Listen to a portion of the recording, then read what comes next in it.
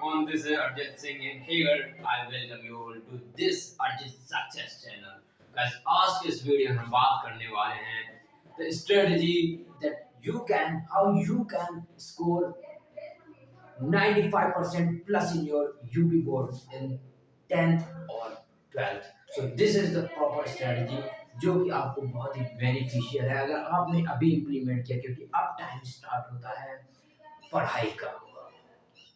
याद रखना, जब स्टार्ट है ना वो टाइम, अभी क्या चल रहा है 31, अभी जुलाई स्टार्ट होने को, ठीक, मई जून सॉरी जून, सो जून के बाद जुलाई, अगस्त, सितंबर, अक्टूबर, नवंबर एंड दिसंबर एंड जस्ट सिट। आप बोलेंगे नहीं फरवरी और मार्च साइड पेपर होंगे तो हम तैयारी लो, आपके पास सिर्फ इतना टाइम है। आप 2026 को इंक्लूड कर ही नहीं सकते इन योर प्रिपरेशन।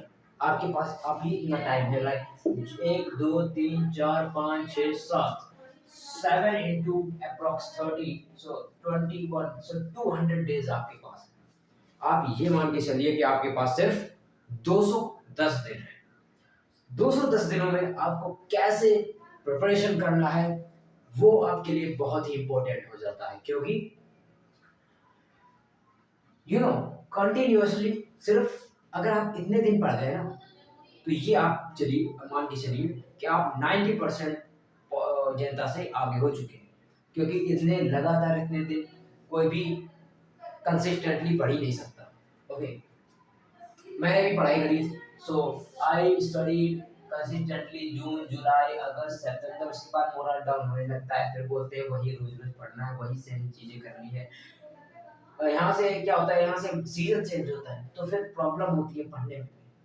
तो अगर आप यहाँ पर ये 7 महीने कंटिन्यूअसली आप खींच के ले गए, कंटिन्यूटी बना के रखी आपने, डिसिप्लिन होके अगर आप पढ़े तो बिलीव करिए मेरा, आप एक तो स्ट्रगल और हार्ड वर्क करना सीख जाएंगे, आप वो स्किल डेवलप कर लेंगे। याद रखना 3 घंटे 4 घंटे बैठकर पढ़ना is not a kind of मतलब काम सिर्फ नहीं होता है, ये स्किल भी होती है जो कि आपको हमेशा काम मतलब हमेशा आपको बेनिफिट ही देगी। आज आप आज बैठकर पढ़ रहे हैं, कल आप दूसरी जगह काम करेंगे, ठीक है। फिर हर चीज टाइम देना पड़ता है। आज का टाइम स्पैन इतना ज्यादा बच्चों का कम है, वो सिर्फ आधे घंटे 28 मिनट्स भी 7 मिनट्स फोकस के साथ नहीं पढ़ पा रहे हैं आज के टाइम। क्यों? क्योंकि वो स्क्रॉल करते हैं, सिर्फ शॉर्ट वीडियोस देखते हैं, जो कि आपके ब्रेन रोट का एक चांस बढ़ाता है, आपके ब्रेन डैमेज का चांस बढ़ाता है, आपकी मेमोरी को बहुत ही स्लो करता है, ठीक है। आप सही से ज्यादा देर तक याद नहीं कर पाएंगे। ये सब प्रॉब्लम्स हो रही हैं just because of the scrolling. आप स्क्रॉल करते इतनी ज्यादा इंफॉर्मेशन कंज्यूम कर रहे हैं, उसके लिए आपका माइंड नहीं बना है। बिलीव मी,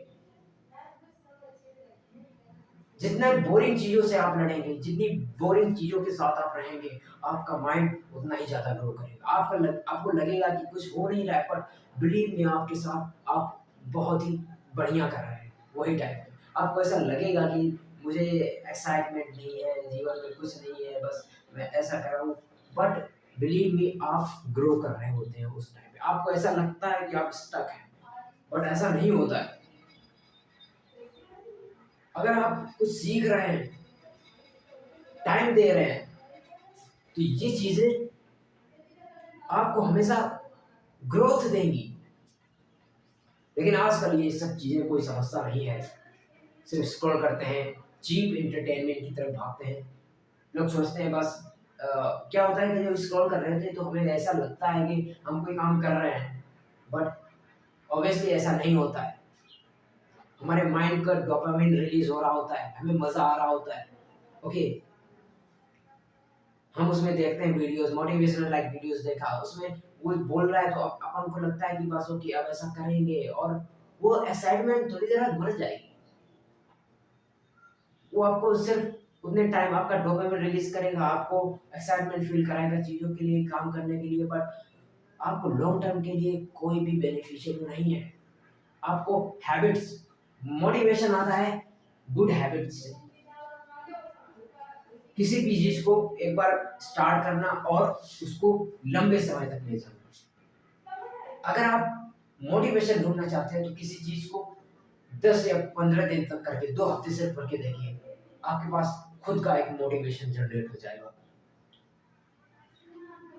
तो स्ट्रेटेजी क्या रहने वाली है आपको मैं सिर्फ ऊपर ऊपर बताऊंगा, ठीक है, बाकी का आपको खुद देखना पड़ेगा। लाइक मैं ये बता दूं कि जैसे अगर मैं बात करूं 10th की, यहाँ पर मैं बात करता हूँ 12th की, तो बिना टाइम वेस्ट किए जल्दी जल्दी बता देता हूँ। 10th में अगर मैं आपकी देखिए फिजिक्स, ठीक है, ओके सॉरी, आपका एक सब्जेक्ट है साइंस, SCINC, ठीक है, मैथ्स, सोशल साइंस, 3 सब्जेक्ट हो गए major subject.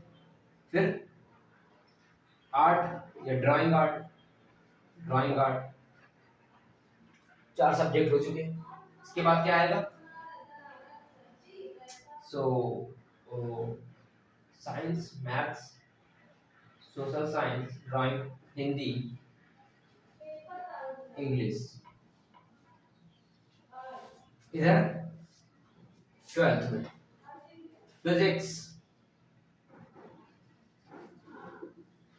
Chemistry, maths, Hindi, English. तो इधर 5 सब्जेक्ट हैं और यहाँ पर 6 सब्जेक्ट। 10th में सब 6 हैं, 12th में 5 हैं।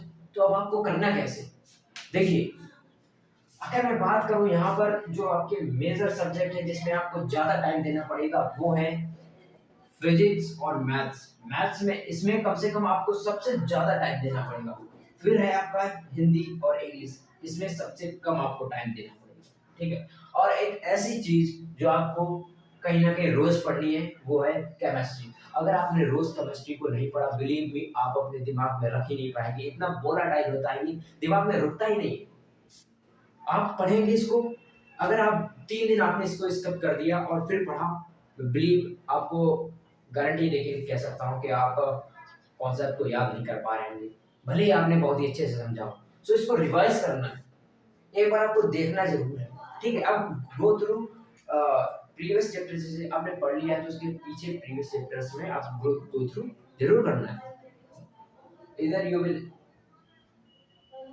स्किप ऑल द थिंग्स, सारी चीजें बर्बाद कर लोगे आप अगर आपने इसको रोज नहीं पढ़ा। क्या है, केमिस्ट्री को आपको रोज पढ़ना है, सो रोज वाला टॉपिक है। फिजिक्स, मैथ्स, इसमें तो आपको देखिए रोज पढ़ना है प्लस प्रैक्टिस करनी है, ठीक है। इसके आप कॉन्सेप्ट समझोगे, ठीक है।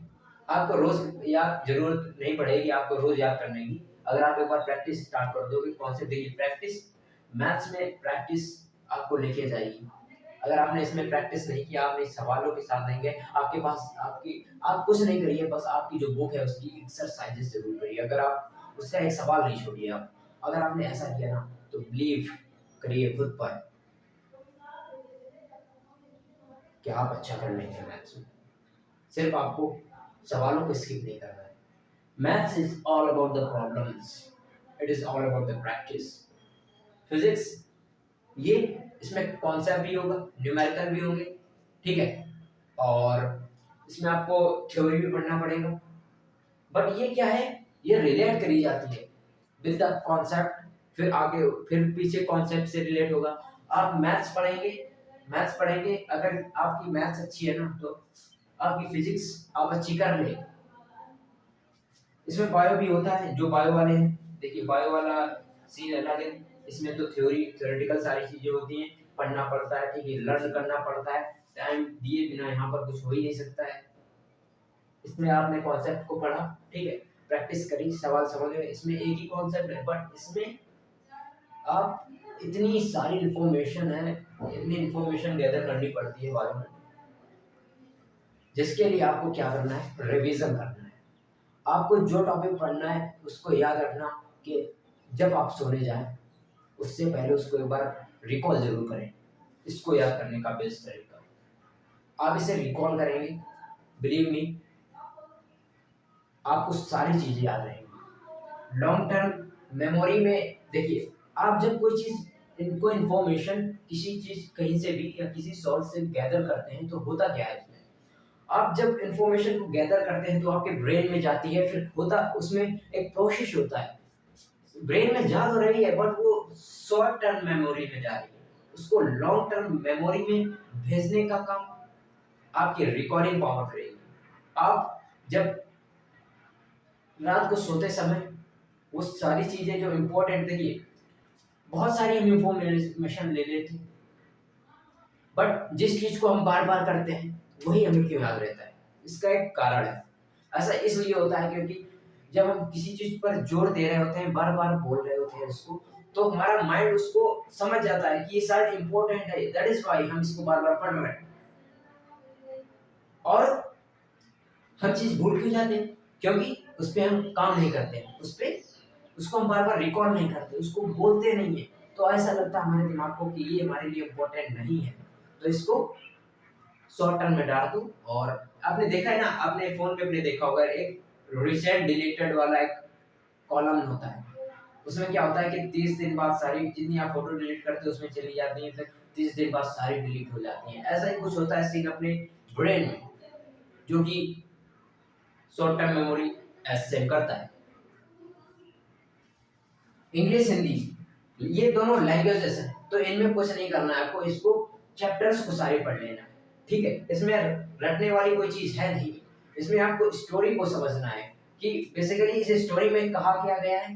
बट यहाँ पे क्या प्रॉब्लम होता है कि जीवन परिचय और गद्य में कुछ जीवन परिचय का थोड़ा रहता है, तो वो अपने बुक से आपको समझ आ जाएगा कौन से इम्पोर्टेंट रहेंगे, कौन से नहीं, तो वो 1-2 आपको जीवन परिचय याद करने पड़ेंगे, ठीक है?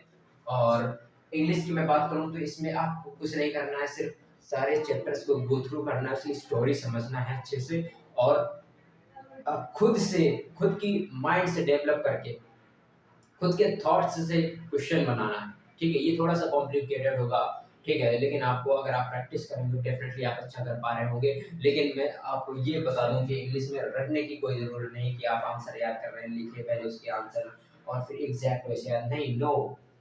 खुद से बनाइए आंसर, पहले उसको समझिए, फिर उसको उस स्टोरी को समझ के जब आपसे कोई क्वेश्चन पूछा जाएगा तो आप समझ जाएंगे इसका आंसर क्या है, क्योंकि आपने स्टोरी समझी होगी। और खुद से उसे ट्रांसलेट करके लिखने की कोशिश करिए, आप बहुत अच्छा कर पाएंगे और सबसे अलग दिख पाएंगे, ठीक है?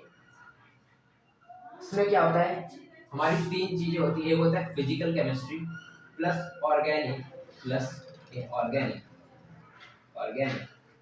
तो फिजिकल केमिस्ट्री पूरी बेस्ड है न्यूमेरिकल्स पे। ऑर्गेनिक ये सारी, इसमें सारी रिएक्शंस आती है, ये सारे आप लर्निंग से ही कर पाएंगे, आपको याद करना पड़ेगा, ठीक है? आपको समझना पड़ेगा। Inorganic, this is all about the concept plus learning, आपको याद करना पड़ेगा, ठीक है?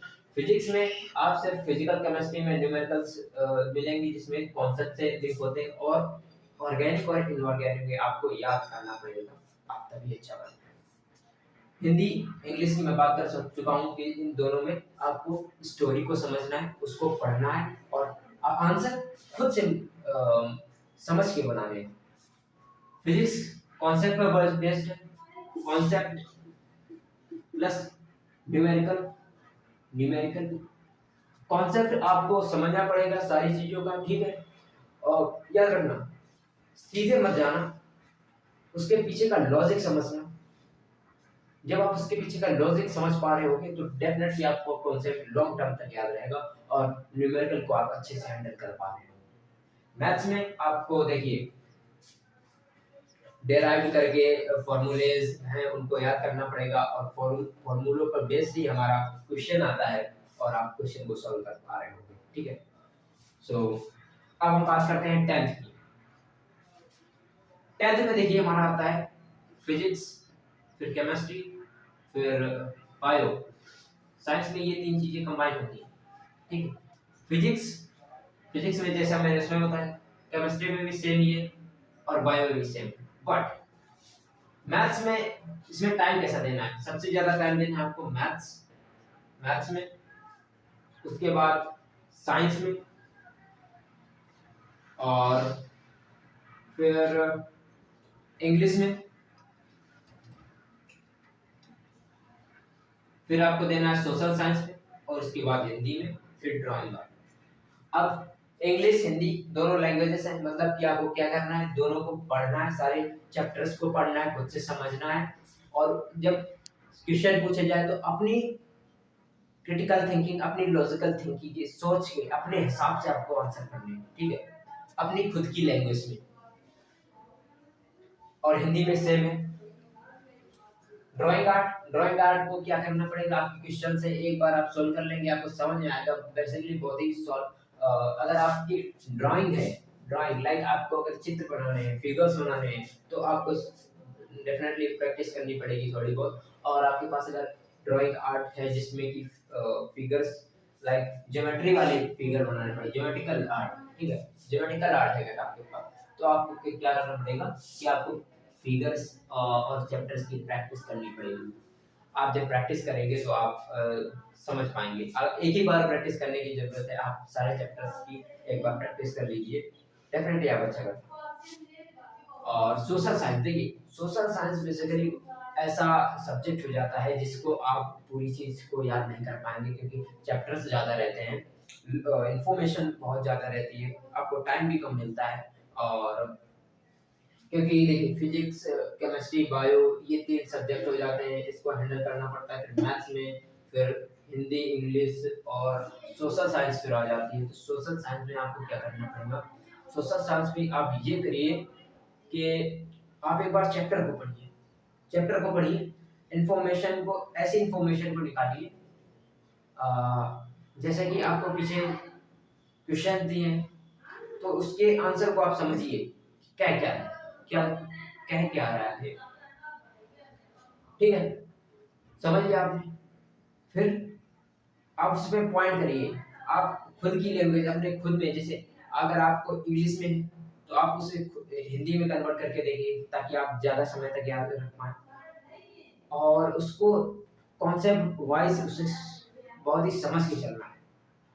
चैप्टर को एक बार खुद से जरूर पढ़ना है, ठीक है, उसका फिर जो मीनिंग आपको नहीं है उसे आप गूगल करके देख लीजिए कि इसका मतलब क्या होता है, इसका मतलब क्या होता है। इस तरह से आप क्या होगा कि एक फ्रेम बना लेंगे अपना। आपको सन याद करने पड़ते हैं, फिर geography, history, economics, by polity, ये चैप्टर्स रहते हैं आपके 10th में। काफी इंफॉर्मेटिक मेडिकल सब्जेक्ट्स हैं सारे, याद कर के रह जाना बहुत ही कॉम्प्लिकेटेड रहता है, बट आप इन्हें पढ़िए ज़रूर, क्योंकि जब आप एग्जामिनेशन हॉल में जाएंगे तो अगर आपने पढ़ा होगा, गो थ्रू है आप सारे चैप्टर्स के साथ, तो आप बेसिकली वो इन्फॉर्मेशन आप निकाल ही लेंगे। अगर आपने जैसे लाइक पहला चैप्टर पढ़ा है, फेडरलिज्म करके है चैप्टर, अगर आपने इसको पढ़ा है तो उसमें क्वेश्चन पूछा है, तो आप मान लीजिए उसने पूछ दिया कि what do you understand by the federalism, तो आप अगर आपने पढ़ा होगा तो आप उसको लिख पाएंगे अपनी लैंग्वेज में। और आपको ये याद रखना है कि जैसे एसएसटी है आपका, हिंदी है और इंग्लिश है, ये 3 सब्जेक्ट ऐसे हैं जिसमें आपको चीज़ों को पढ़ना है और सिर्फ समझना है, और लिखना खुद के मन से है। आप कॉपी पेस्ट नहीं करना, कॉपी पेस्ट करोगे और उसको याद करोगे, रट्टा मारोगे, डेफिनेटली आप नहीं कर पाओगे।